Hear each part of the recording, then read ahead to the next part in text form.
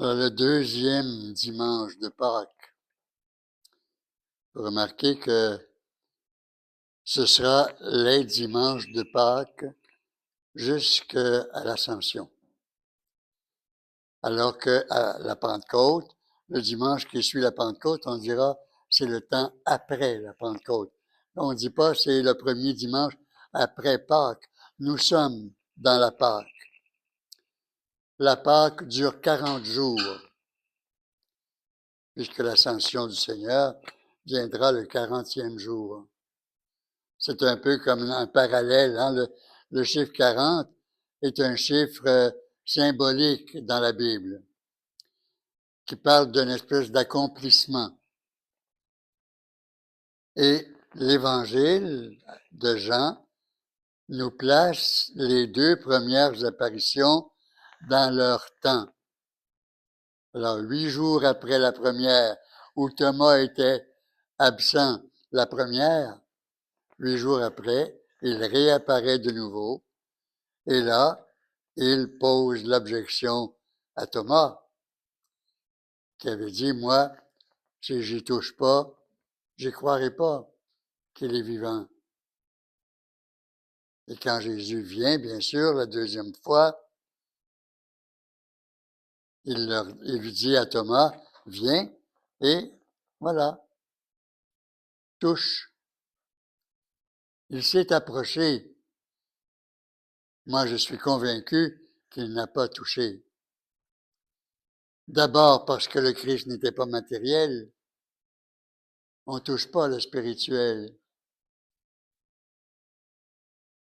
Puisqu'il n'est pas matériel, il passe à travers les portes et il est présent comme ça spontanément parce qu'il n'est pas matériel. Et Thomas a compris, il est invité à le faire pour croire. Et quelle est sa réponse? Ce n'est pas mon doux Jésus, je te reconnais. Il ne parle pas de Jésus. Mon Seigneur et mon Dieu. Et qu'est-ce que les apôtres lui avaient dit? Les apôtres lui avaient dit quand ils s'étaient rencontrés après la première apparition, ils n'ont pas dit, on a vu Jésus. Ils ont dit, on a vu le Seigneur. Jamais du vivant de Jésus, on l'a appelé Seigneur. On l'a appelé Fils de l'homme. On l'a appelé de différentes manières, le thaumaturge, le prophète, le rabbin, le maître. Le Seigneur, c'est un terme réservé à Yahvé. C'est un terme qui réfère à la divinité. Donc, il est en face de Dieu. Dieu Père, Fils et Esprit, présent dans la glorification du corps de Jésus. Mais c'est plus Jésus, c'est le Christ. Voilà pourquoi on ne sépare jamais Jésus du Christ. Si on s'exprime à Jésus ou de Jésus, c'est pas Jésus tout seul, c'est le Christ, le Seigneur,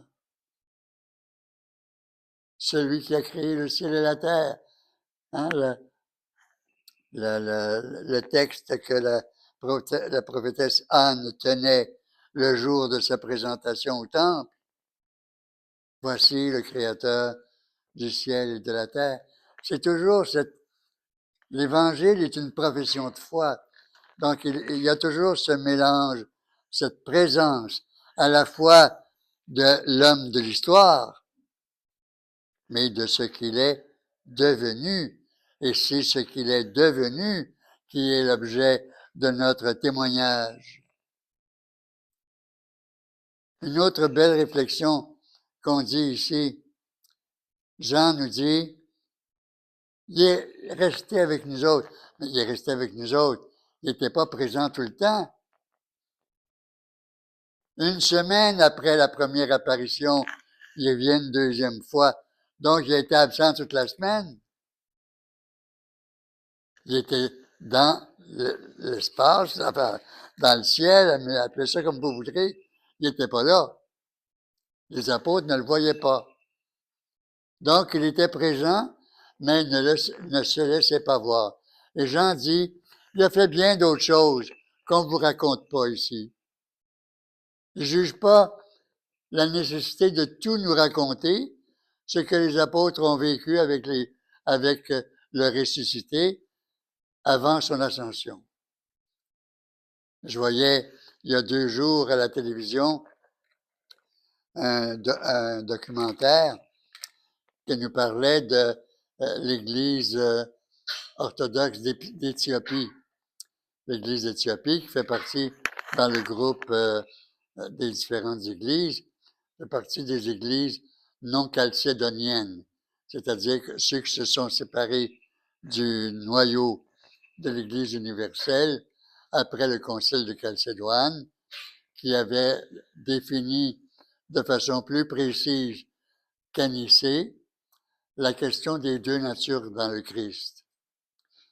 Alors, il y a toujours eu cette distinction de l'esprit de la langue arabe par rapport à l'esprit de la langue grecque. Les pères de Nicée se sont beaucoup inspirés de la philosophie grecque pour définir les termes même spirituels, alors que les Arabes, il y a une espèce de subtilité qui dit finalement la même chose. Si on avait creusé un peu, au lieu de s'excommunier, on se serait compris et ce schisme n'aurait jamais eu lieu. Mais on nous disait dans ce documentaire que l'Église éthiopienne a, dans sa tradition, 60 livres de présence du Christ après son ascension. Donc, eux autres, ils se sont pas fiés uniquement à la parole de Jean qui dit « Moi, je vous en dirai pas davantage ». Il y en a eu des auteurs qui se sont manifestés. Peut-être que l'Église canonique universelle, en faisant les canons bibliques, puis en déterminant ce qu'on considère comme inspiré et ce qui est apocryphe, on n'a pas rejeté les apocryphes, on les a conservés. Donc, on les a encore, même si on s'y réfère pas. Mais il semble que l'Évangile d'Éthiopie s'y réfère davantage à ces textes apocryphes qui parlent de présence du Christ après sa résurrection. Donc, si on fait des recherches, on trouve qu'il y a plein de témoignages. Et notre foi à nous, elle est fondée non pas sur les apparitions, mais sur le témoignage des apôtres. Et c'est dans ce sens-là que nous disons que notre Église est apostolique. Donc, elle est apostolique non seulement dans sa fondation institutionnelle, puisque c'est les apôtres qui ont créé la structure de l'Église, mais aussi dans sa manière d'être, de proclamer sa foi en la résurrection du Christ. Voyez-vous, la résurrection, elle est constamment présente. Pour nous, les orthodoxes, chaque dimanche est un jour de Pâques. Chaque dimanche. Les 8 tons que la tradition byzantine nous donne, ça n'existe pas chez les catholiques, mais dans la tradition byzantine, les 8 tons, c'est pas seulement 8 mélodies. C'est 8 mélodies. Mais c'est surtout 8 catéchèses de la résurrection. Il y a 8 tropères, 8 condacs qui sont spécifiques à la résurrection, qui nous parlent de résurrection.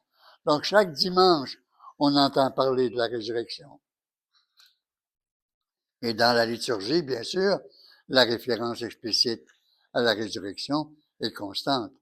Donc, la résurrection, c'est un point déterminant. Et les expériences que les apôtres vivent pour les aider à comprendre un peu la distinction entre le matériel et le spirituel, puis la présence des deux dans le Christ glorifié, même s'il n'est pas encore monté vers le Père. Mais le Christ nous a dit, hein, moi là, c'est nécessaire que je parte. Parce que si je reste, vous n'allez pas aller au bout de la compréhension de ce que vous aurez vécu avec moi. Alors, il prépare ses apôtres à une absence ou à une présence différente. On préfère parler de présence différente que d'absence du Christ. L'absence de Dieu, hein, on la voit dans les 3 derniers jours du carême de la semaine sainte. C'est une expérience particulière. Dieu peut s'absenter pour nous aider à prendre conscience de la grandeur de ce qui s'en vient après, parce qu'il ne nous laisse pas dans le souvenir d'un être décédé à jamais disparu, comme tous ceux qu'on a connus et qui sont décédés avant nous. C'est pas du tout la même réaction qu'on a par rapport au Christ, ou bien par rapport à des personnes décédées, même si parfois il peut être donné à certaines personnes de vivre des expériences de présence de personnes décédées. Ça peut arriver aussi. Il y en a qui se manifestent. Il y a les apparitions de la Sainte Vierge. Hein? La Mère de Dieu est apparue plusieurs fois à travers le monde. Elle s'est laissée voir la plupart du temps pour apporter des messages que on n'avait peut-être pas besoin d'avoir, mais qui précisent l'objet de notre attente, qui est celle de son retour à la fin des temps. Au nom du Père et du Fils et du Saint-Esprit. Amen. Christos Anviat.